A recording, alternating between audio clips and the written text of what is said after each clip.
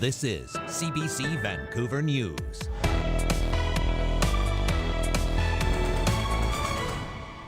The RCMP lost an officer, but the community also lost a friend and protector, and that can hit home for a lot of us.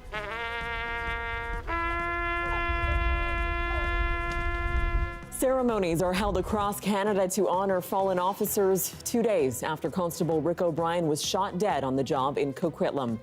Plus, some people who don't have any kind of knowledge, they just start hating us. They just portray a picture of Sikhs, then all the Sikhs are Khalistanis. we take you inside the heart of Punjab to get the pulse on how tensions between India and Canada are playing out on the ground there. And it feels good to do what I love and then support the people I love. 3 weeks of cultural celebrations stretching across the whole of the province. We bring you a taste of BC Culture Days. Good evening, I'm Tanya Fletcher. BC Mountie Constable Rick O'Brien was honored today at a national tribute for fallen officers. He was shot and killed on the job in Coquitlam on Friday. Prosecutors have charged a 25-year-old man with first-degree murder. As the CBC's Georgie Smythe reports, concerns are now deepening about the growing number of police deaths across the country this year. Jump bears, inward, turn. 13 uniforms representing fallen officers at an annual memorial for those who died in the line of duty, the latest just 2 days ago. Sadly, another partner, colleague and friend, RCMP Constable Rick O'Brien, was killed. He was shot and killed while executing a search warrant in a drug investigation in Coquitlam, just east of Vancouver. 2 other officers were injured. On the street, a man in handcuffs was taken away in an ambulance. 25-year-old Nicholas Belmer is now charged with first-degree murder as well as attempted murder with a firearm. O'Brien was from the neighbouring city of Maple Ridge, where a memorial of flowers and candles now swells outside his detachment. They're the ones you want in your corner when bad things happen, and they're the first to respond. It's been an unusually deadly time for police. O'Brien is the 10th officer to die from violence on the job in the last 12 months, and the second in BC after Constable Shaylin Yang was fatally stabbed in October. To see those deaths stacked up and up, it's incredibly outraging.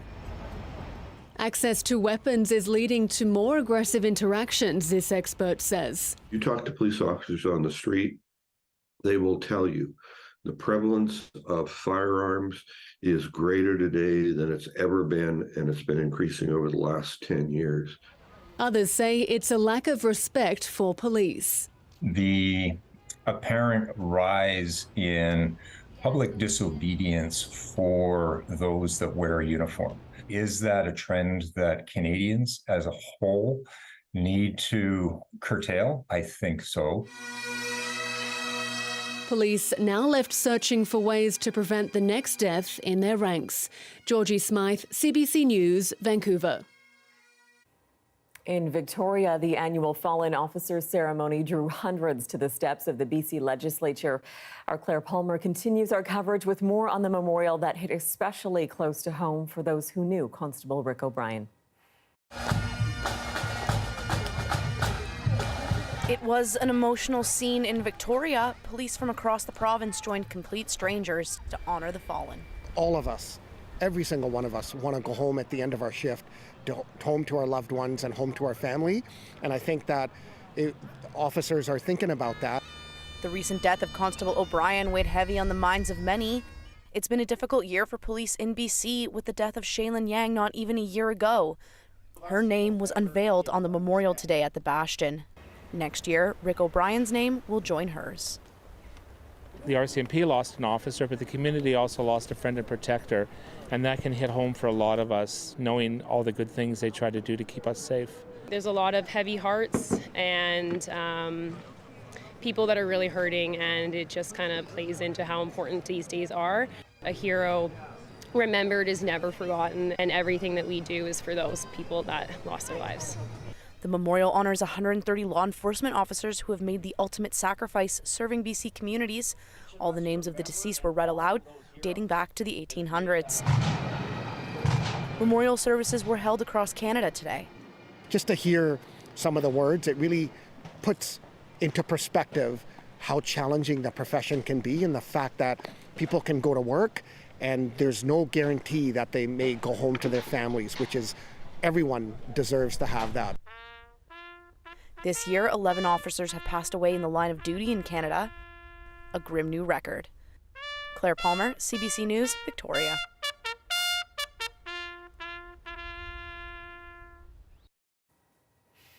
An early morning shooting in Richmond has left one person dead. It was around 5 a.m. when Mounties were called to the area of Cooney and Anderson Roads. When officers arrived, they found a victim in medical distress. Investigators say despite CPR attempts, the person died at the scene. Richmond RCMP are asking anyone who might know anything about what happened to contact them. Well, Ottawa's diplomatic fight with India is causing a lot of worry in India's Punjab region, where ties to Canada and British Columbia especially run deep. Some in the Sikh majority state fear they could be caught in the middle of rising tensions after Canada accused India of being involved in the death of a Sikh leader in Surrey a few months ago. The CBC's Salima Shivji is in India with more. On the streets of Amritsar in the heart of Punjab, there's a quiet unease over the diplomatic tensions between India and Canada. Newspaper vendor Ashok Kumar and just about everyone else who stops at his stand are anxious to hear how India is responding to Canada's bombshell, that it has credible intelligence that New Delhi was involved in the killing of a Canadian Sikh activist on Canadian soil. This shouldn't be happening, he says. It's baseless speculation, and the spat will hurt regular people most of all. It's the pain of not knowing where the tensions will go that troubles many here. After India stopped issuing visas to Canadians, some fear Canada will do the same. I really felt worried about it. I'm still worried about it. Ramandeep Kaur dreams of studying nursing, one of tens of thousands of students, many from Punjab, who try for visas to Canada every year. I apply for it. So I don't know what will happen in the future about this issue. That same fear is weighing heavily on Sarabjit Kesar, the day before she leaves to visit her sons, both students in Canada. Her friend, also the mother of 2 Canadian residents, is making anxious calls trying to dissect the news. Everyone feels depressed like me, she says. It's a fear, like some such type of the thoughts coming in our like, okay, what happened in the future? It's not just anxiety about economic consequences. Many here in Punjab worry this will breathe new life into the Khalistani movement abroad. Most here don't even want to talk about it. Support for an independent Sikh state is that low.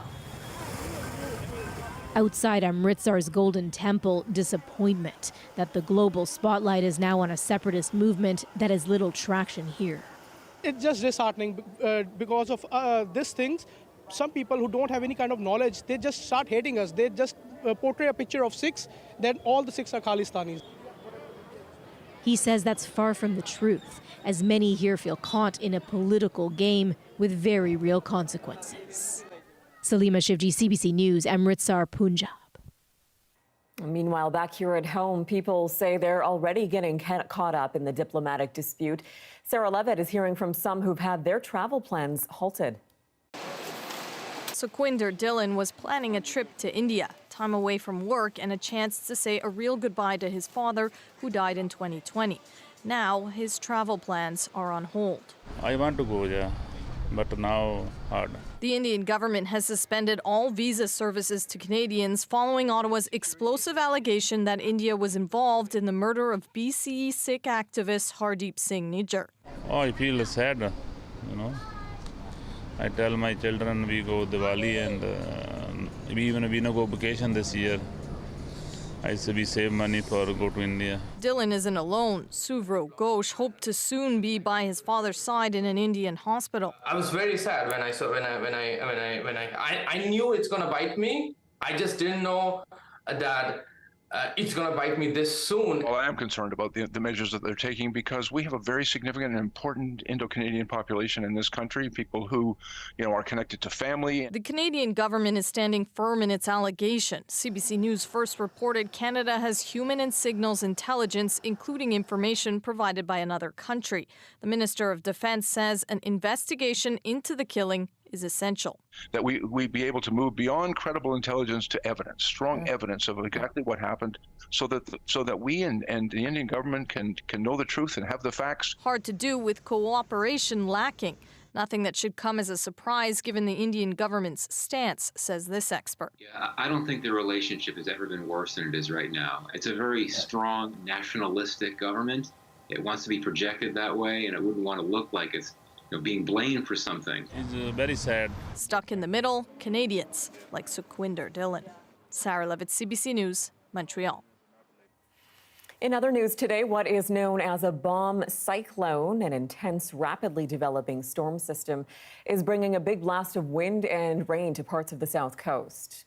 It came in full tonight, prompting wind warnings across parts of Vancouver Island and coastal sections of the mainland. Some areas are expecting gusts topping 100 kilometers an hour tonight. And the storm is prompting growers to rush to bring their crops to market. First storm of the season that's coming up this weekend. So we were busy harvesting everything that's in our lowland so that in case it floods and does not recover after that, then the move has led to a bounty at the Cedar Farmers Market near Nanaimo. Despite this weekend's storm, forecasters are calling for October to be mild overall, which could mean a long growing season. A group on Bowen Island is willing to pay millions to keep campers out of a parcel of land slated to become a park. The Bowen Island Conservancy has offered the Metro Vancouver Regional District $30 million to buy the land. Last year, the district announced it would build a new regional park on Cape Roger Curtis, and it would include 90 camping spots. But that plan has sparked pushback as camping on the island is currently not allowed. Some residents worry the park will only bring crowds and noise and will threaten conservation efforts. The district says the Parks Committee will consider their proposal. Well, hundreds gathered in Richmond today to celebrate the Year of the Rabbit with actual rabbits. The event is meant to shed light on the growing problem of abandoned pet rabbits post-pandemic, while also embracing Chinese cultural traditions. These rabbits are being abandoned in parks and dropped on the streets, and we're getting phone calls 2 or 3 a day from people wanting to surrender their rabbits to us. This rescue organization is trying to raise money to create larger sanctuaries to give the animals more room. It also hopes the government can step in with funding. Hundreds of thousands of people will be celebrating all things arts and culture at this year's BC Culture Days. The 3-week festival is free of charge, and as our Janella Hamilton explains, it also provides a platform for emerging artists and small businesses across the province. Artsy Candle Co. They make a lot of really cool candles with a lot of nostalgic scents. When Lei Chan moved to Canada at the age of 6, she says it was difficult to integrate into the community, leaving her longing for a place of belonging. Our parents immigrated here and we were raised to assimilate. So this is our way to reclaim what we know of our culture. Chan co-founded the first ever Kamayan Festival in BC, a space for Filipino-owned businesses to showcase vibrant food, art, and heritage free of charge. There are a lot of barriers, especially for children of immigrants and immigrant families, in terms of joining these markets. Sometimes the fees to join them make it hard for small businesses. Pork belly with shishito, the chicken feet with a spicy barbecue sauce with banana ketchup, and then fish balls dipped in it like a sweet chili sauce. From pulled pork adobo and chicken feet to Filipino coffee with 100% of profits going to farmers back home. Every day we eat breakfast, but we don't really know where the food comes from, right?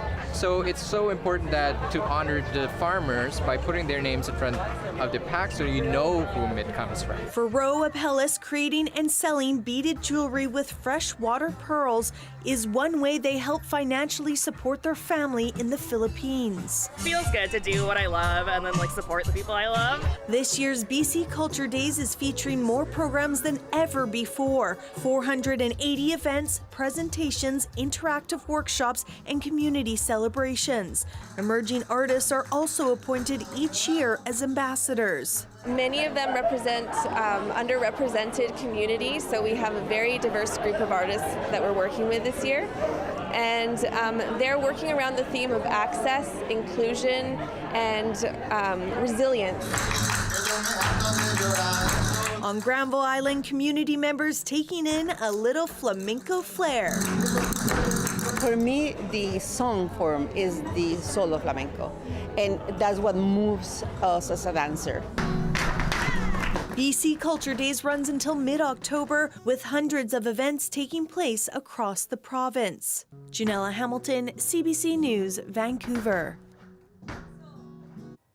And the final credits have rolled on Victoria's last video-only rental store. Pick a Flick Video officially closed its doors this weekend after 40 years of renting and selling videos and DVDs. The owners say with streaming services taking over, it was simply too difficult to compete. Over the last month, movie lovers were able to purchase their favorite titles in the store's collections.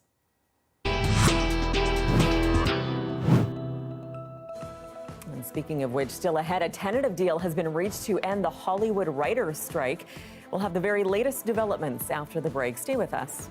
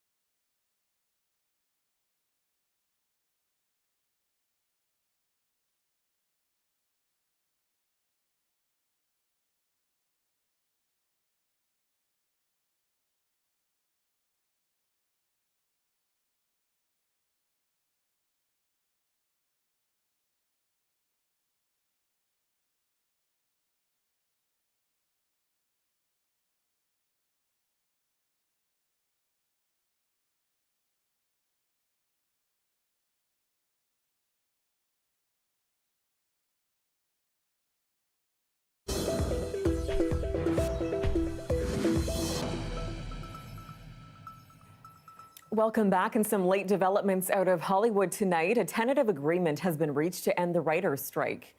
More than 11,000 writers have been off the job for nearly 5 months now over issues like pay and the use of AI in writing scripts. The strike forced late-night talk to run repeats and pause production on many other shows. Earlier today, there were reports that Hollywood studios put forward what they called their best and final offer. The deal was announced just tonight with no specifics. It still needs to be ratified by union members. Some 65,000 film and TV actors remain on strike. Well, Ford auto workers in Canada have ratified a new contract deal with the company. It includes a 10% wage increase in the first year, followed by 2% and 3% raises in the next few years. It also includes a $10,000 productivity and quality bonus for all employees. The union views the agreement as a potential template for contract talks with the other big automakers, Stellantis and General Motors. Well, the Speaker of the House of Commons has apologized over the welcome that he gave a Second World War veteran in the House on Friday.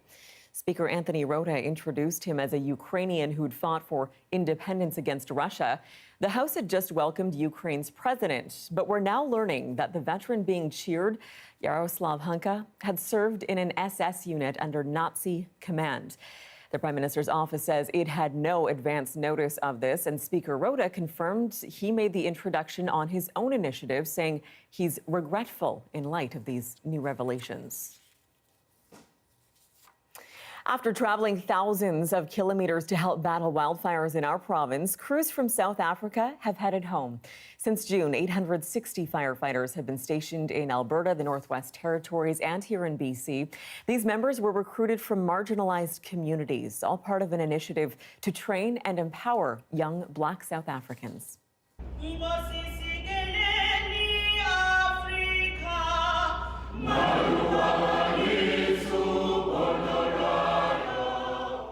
My name is Kulani Zulu, all the way from South Africa.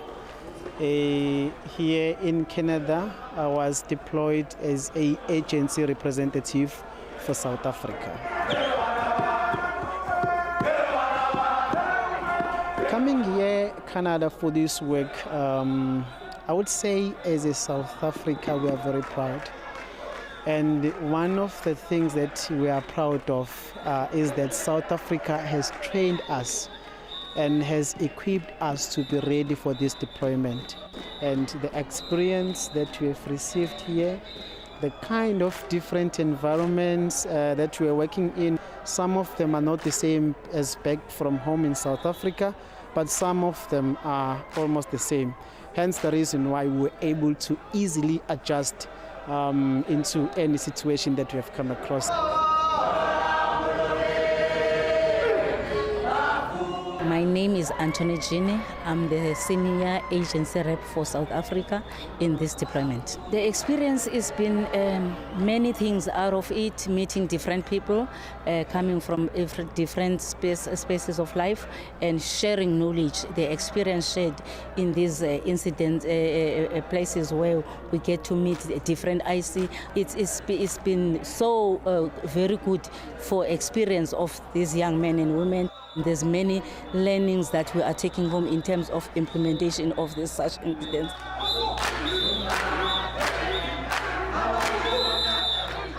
I'm very excited to go home. Yes, I miss my family, I miss my relatives, my friends. I'm excited going home. However, we are not fully happy, because we know that the fires are still going on, but our cycle ends here. But we are very happy that we are going home in one piece and we are all safe.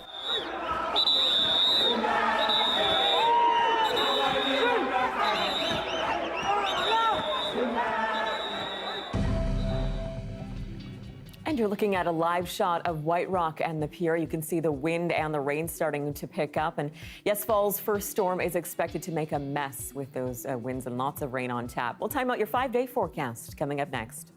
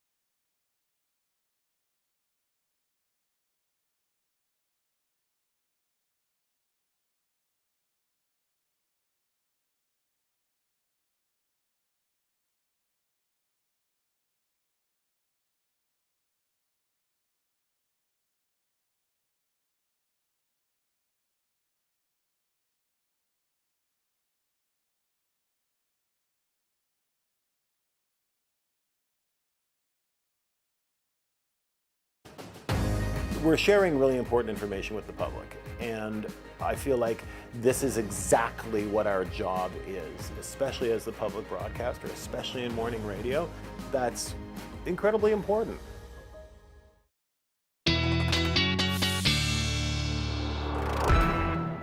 And let's take a look at the 5-day forecast. We'll start with the satellite radar and take you through this low pressure system.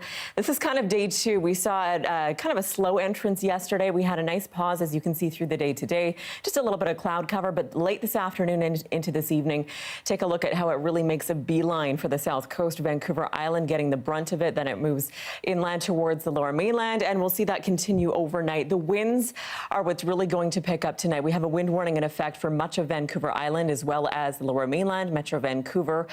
So special weather statements in effect, and it's largely because this is the first fall storm with those gusty winds, and we still have the foliage on a lot of the trees. So Environment Canada warning that there could be a lot of down branches, something that we usually see a lot more damage than what we're used to perhaps for this type of system. Here's the 72-hour rainfall forecast. Take a look as we head into Monday, Tuesday, and by the time we reach Wednesday, more than 100 millimeters across much of the central and northern parts of Vancouver Island, especially in through the mainland as well. You can see just a lot of rain. This system is packing a lot of punch, and so that's going to continue on, and even into the interior as well. We'll see some rain start to hit the Okanagan, Kamloops, Kelowna, even Cranbrook, a few showers. So the further east we get, the less precipitation. So still any chance of precipitation for the fires is good news at this point, even into September. Here's the 5-day forecast for Metro Vancouver. Showers, showers, showers. Temperature-wise, 19 is an average high for this time of year. So we're kind of where we should be, a little bit cooler though, and that'll continue right through the work week. And that is your late news for this Sunday. For news anytime, anywhere, you can download the free CBC News app. You can always find the latest online as well at cbc.ca/BC. Thanks so much for watching this weekend. Good night.